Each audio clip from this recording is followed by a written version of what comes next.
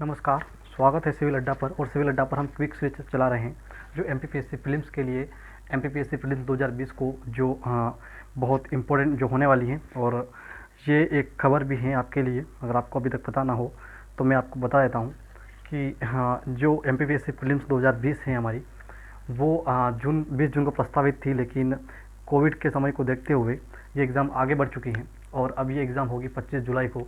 यानी कि आज से भी अगर हम दिन बचते हैं हमारे पास तो वो 52 डेज बचते हैं। मैंने आपको प्रीलिम्स को क्रैक कैसे करते हैं, कौन कौन सी बुक होती हैं प्रीलिम्स के लिए, उसके लिए अच्छा सा मैंने आपको 2 वीडियोस दे दिए हैं। उन 2 क्लासों में आपने प्रीलिम्स की जो योजना होती है वो आपने देखी होगी। अब जो हम क्या कर रहे हैं, फैक्ट के लिए सीरीज चला रहे हैं। मेंस की क्लासे जो रोकने का निर्णय लिया गया है कि मेंस की क्लासे अभी रोक लेते हैं, प्रीलिम्स की क्लासे को पहले अभी चलाते हैं। इसके लिए हमने प्रीलिम्स के लिए एक फैक्ट सीरीज चलाई है, जिस फैक्ट सीरीज में हमने यूनिट 6 को टारगेट किया है। यूनिट 6 में हमने पॉलिटी वाला सेशन चुना है।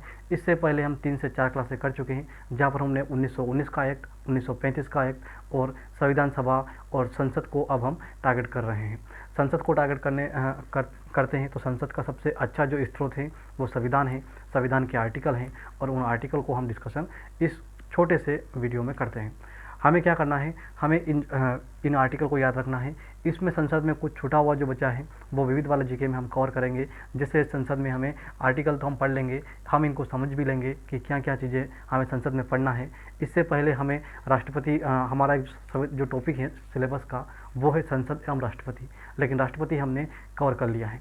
तो अब हमें क्या करना है, हमें आर्टिकल पढ़ना है सभी संसद का। तो संसद के जितने भी आर्टिकल हैं, इम्पोर्टेंट आर्टिकल, वो मैंने आपको यहाँ पर कवर करवाए हैं। तो अब हम क्विक सीरीज़ के अंतर्गत हम ये सीरीज आगे बढ़ते हैं।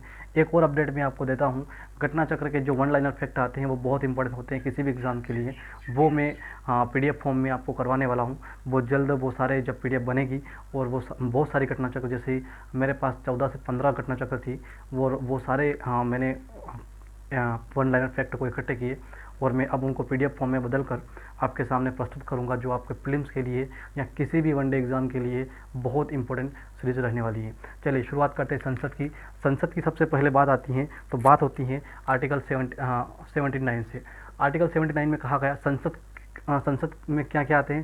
संसद में आते हैं राज्यसभा, लोकसभा प्लस राष्ट्रपति, लेकिन हमने राष्ट्रपति कवर कर लिया है। आर्टिकल 52 से लगाकर 62 तक कवर किया है। आर्टिकल 72 समाधान की शक्ति पढ़ा है। आर्टिकल 123 जिसमें राष्ट्रपति की अध्यादेश जारी करने की शक्ति भी पढ़ ली है। आर्टिकल 79 में कहा गया भारत की संसद होगी। आर्टिकल 80 में राज्यसभा राज्यों की सभा, जहाँ पर राज्य विधानमंडल से प्रतिनिधि चुन के आएंगे। ये सारी जानकारी आर्टिकल 80 में दी गई है। कैसे चुने जाएंगे ये विधि भी वहाँ पर दी गई है। कितने टोटल सीटें हैं वो सारी जानकारी हमें दी गई हैं।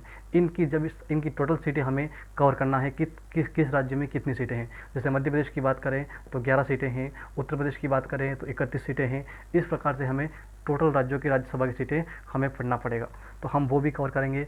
उसके अलावा आर्टिकल 81 में कहा गया लोकसभा के बारे में भी यहाँ पर इसी प्रकार से संरचना दी गई है कि 530 तो राज्यों से आएंगे, जो 15 से जो 20 लोग हैं वो केंद्र शासित प्रदेशों से आएंगे और 2 लोग मनोनीत होकर आएंगे। वर्तमान में 104वां संविधान संशोधन होता है और इसमें जो मनोनीत होने वाले जो सदस्य होते हैं, चाहे संसद में हो, राज्य विधानमंडल में हो, वो सारे मनोनीत होने वाले सदस्य को वो वाला प्रावधान जो है समाप्त कर दिया गया है। 104वां संविधान संशोधन है। मैं संविधान संशोधन वाली क्लास में मैंने आपको कवर करवाया भी है, जो मेंस की क्लास में मैंने ली थी। अगर प्रीलिम्स में भी अगर हम संशोधन कवर करते हैं तो इन सारी चीज़ों के ऊपर हम डिस्कस करेंगे। चलिए आगे बढ़ते हैं, परिसीमन आयोग की बात करते हैं। आर्टिकल 82।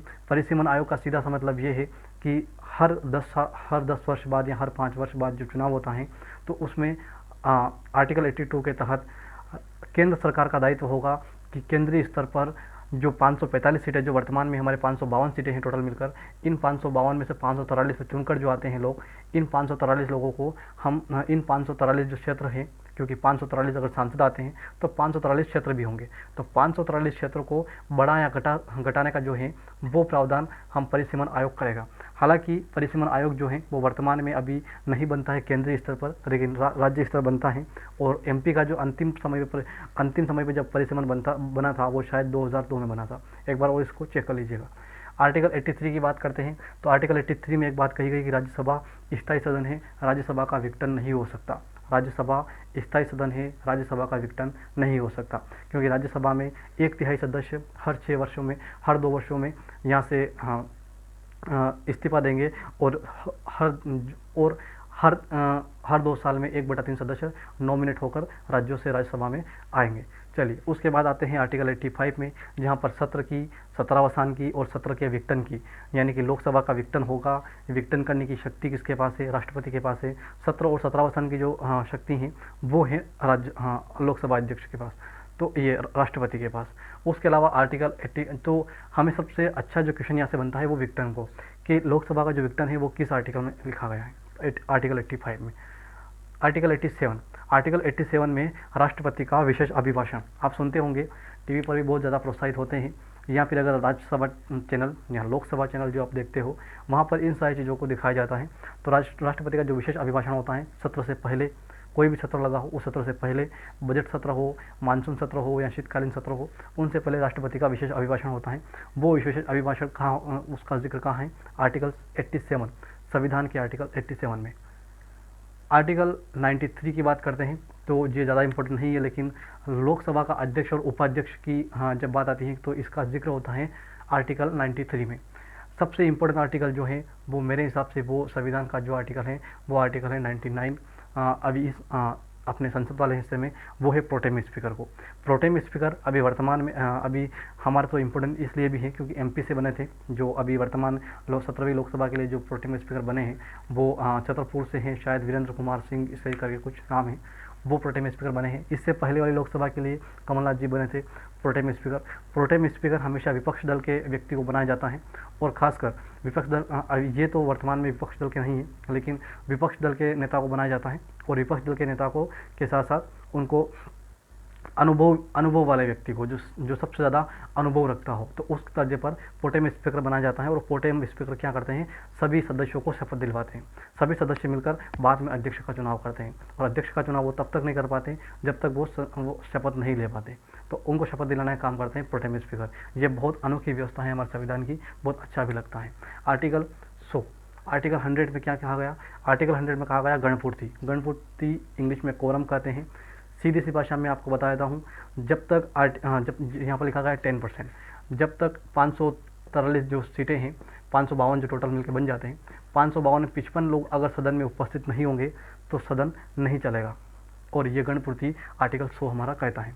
अगर 55 लोग नहीं है और 55 से कम लोग भी अगर सदन बैठे हैं तो सदन विघटन हो जाएगा, सत्रावसान हो जाएगा, या फिर कुछ देर के लिए कार्य रोक लिया जाएगा, या फिर दिन भर के लिए कार्य रोक लिया जाएगा। तो जो गणपूर्ति वाला काम है, क्योंकि सदन में इतने आवश्यक मेंबर होना ही चाहिए, ये वाला सेक्शन, तो ये वाला आर्टिकल 100 का हद करता है। उसके बाद आर्टिकल बहुत ज़्यादा इंपॉर्टेंट नहीं मिलते हैं, 102, 101 वगैरह, इसमें लोकसभा के सदस्यों की निहरताएँ, अहर्ताएँ, इस प्रकार की चीज़ें हैं, तो वो पूछी भी नहीं जाती। लेकिन 108 है, बहुत इंपॉर्टेंट है, संयुक्त बैठक, संसद की संयुक्त बैठक जिसकी अध्यक्षता करते हैं लोकसभा अध्यक्ष। ये सारी जानकारी 108 में दी गई है। संसद को कोई अर्जेंट बिल पास करवाना है किसी विषय पर, तो वो संसद की संयुक्त बैठक करवा सकता है, और संयुक्त बैठक करवाने के लिए 108वां आर्टिकल, 108 नंबर का आर्टिकल संविधान का हमें इजाज़त देता है, जिसकी अध्यक्षता करते हैं लोकसभा अध्यक्ष। राज्यसभा के सदस्य और लोकसभा के सदस्य ये सारे एक जगह बैठते हैं और बैठक करते हैं। आर्टिकल 109 में धन विधेयक कहाँ मिलता है? धन विधेयक मिलता है आर्टिकल 109 में, लेकिन धन विधेयक की परिभाषा मिलती है आर्टिकल 110 में। ठीक है, धन विधेयक 109, 108 की बात करते हैं तो संसद का सत्रावसान, आर्टिकल 100 की बात करते हैं गणपूर्ति, article 99 pro tem speaker, article 93 Lok Sabha अध्यक्ष, लोकसभा और उपाध्यक्ष। ठीक है, आर्टिकल 87 राष्ट्रपति का विशेष अभिभाषण, आर्टिकल 85 सत्रावसान, आर्टिकल 82 जो परिसीमन आयोग की बात करता है, आर्टिकल 81 लोकसभा, आर्टिकल 80 जो है वो राज्यसभा, और आर्टिकल 79 संसद। तो इस प्रकार से आर्टिकल हमें याद रखना है। आर्टिकल 112 की बात करते हैं जिसमें बजट की बात आती है। बजट जो है वो किस आर्टिकल के तहत है? 112 में केंद्र का बजट। राज्यों के बजट की बात करते हैं तो राज्यों के बजट जो आता है वो आर्टिकल 202 के तहत आता है। राज्य बजट 202, केंद्रीय बजट 112। 121 नंबर का जो आर्टिकल, अब आर्टिकल इंपॉर्टेंट नहीं रहे, लेकिन थोड़े से 2 आर्टिकल और थे जिसको मैंने समावेशन करने की कोशिश करी, कि आर्टिकल 121 जो कहता है वो जो है वो न्यायालय के काम की चर्चा संसद में नहीं होगी। और आर्टिकल 122 कहता है कि संसद के काम की चर्चा न्यायालय में नहीं होगी। तो ये दोनों आर्टिकल हैं, एक दूसरे के पूरक हैं और ये कहीं ना कहीं एक दूसरे को स्वतंत्र भी करते हैं। न्यायालय को और विधायिका को, अपनी कार्यपालिका को स्वतंत्र करते हैं कि वो अपने अपनी जगह पर अपना अपना काम करते रहें, कोई किसी जगह हस्तक्षेप ना करे। तो ये कहते हैं। इसका जो जिक्र होता है वो आर्टिकल 50 में होता है शायद, जहाँ पर आर्टिकल 50 में ही इसका जिक्र होता है कि राज्य ऐसी व्यवस्था बनाएगी कि न्यायालय और कार्यपालिका विधायिका जो है वो सभी स्वतंत्र रहें अपनी अपनी जगह। तो यही है आज का जो सेशन संसद को लेकर। बहुत छोटा सा जो छोटी सी क्लास लेने का निश्चय किया था मैंने कि बहुत छोटी छोटी क्लास बनाऊंगा एक एक टॉपिक को लेकर। यूनिट 6 है, संसद वाला भाग है, इंपॉर्टेंट आर्टिकल। आप चाहो तो एक्स्ट्रा कुछ पढ़ सकते हो। इसके एक्स्ट्रा जो कुछ अगर मैं कुछ पढ़ाऊँगा तो वो इनकी सीटें पढ़ाऊँगा कि राज्यसभा की सीटें टोटल कितनी है, सभी राज्यों में कितनी कितनी है। क्योंकि एक बार MPPSC प्रीलिम्स 2018 में क्वेश्चन आ चुका है कि इनमें से राज्यों की कौन सा राज्यों का जो राज्यसभा सीटें हैं वो इसमें मैच नहीं करती, और 4 राज्यों के दिए जिसमें एक राज्य का मैच नहीं कर रही थी। तो इस प्रकार से क्वेश्चन आते हैं लोकसभा को लेकर, विधानसभा को लेकर, सभी को लेकर मैं आपको एक ऐसा वीडियो दे दूंगा। चलिए, धन्यवाद।